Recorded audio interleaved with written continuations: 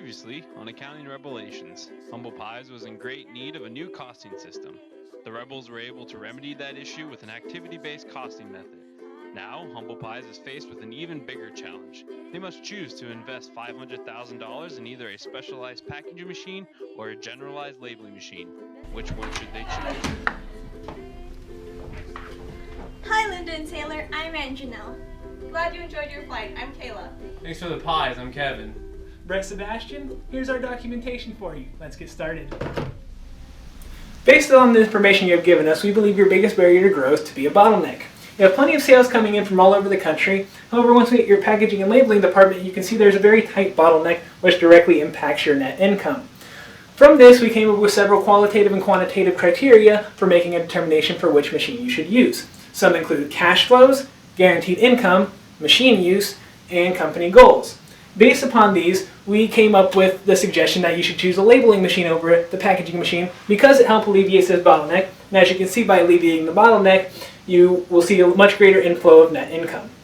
I also want to make special mention of the number of permutations in your pie factory. You make plenty of pies right now through economies of scope. However, since you are growing so rapidly, we strongly recommend you move over to an economies of scale approach and produce only a few pies, but in very large quantities. Through a series of market research, we can determine what has the large contribution margin and the fan favorites.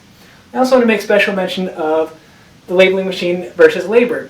The labeling machine will increase labor quality and decrease labor costs because during the busy season, you'll hire less temporary workers, which saves on training, and you'll have a higher proportion of permanent workers, which have already been trained to produce quality pies. And I will let Kayla go into more detail about the rest of this.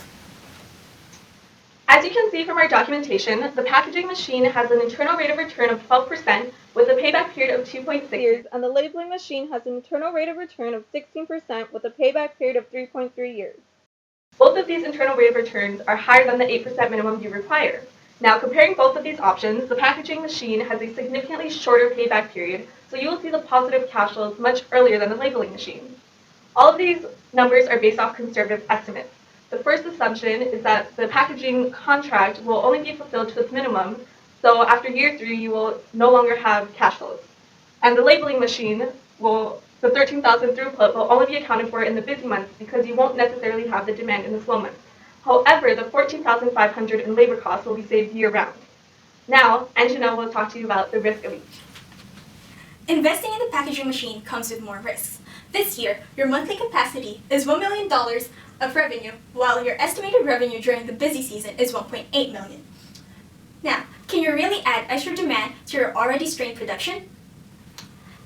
There is a possibility that you may not meet all of the demands of your clients, and if you try hard to meet all of their demands and requests, your pie quality and your reputation may be negatively impacted, which directly affects your cash flows. In addition, you would have to search and train a lot of temporary workers during your busy season. Also, you have to take in consideration the fluctuations in the food market. With these fluctuations, you may not get the profit that you associated with the packaging machine. On the other hand, if you invest in the labeling machine, you will forgo the $544,000 associated with the contract of the packaging machine. And the cost reductions and the increase in revenue may not meet your expectations. Now Kevin will go over some of our major points. So, to give you a quick recap of our presentation, all of this is based off conservative estimates.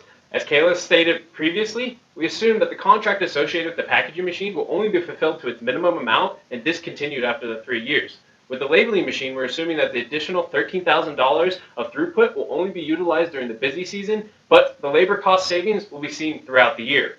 We also used a maker's depreciation table versus the bonus method for depreciating the equipment because it is unsure if the bonus method will actually be renewed in the coming year. With the packaging machine, it is guaranteed revenue. However, will you be able to handle the excess demand? And if you're unable to, it can also negatively affect your quality as a product and your reputation as a company as a whole. With the labeling machine, it is more generalized, can be used for all of your product lines.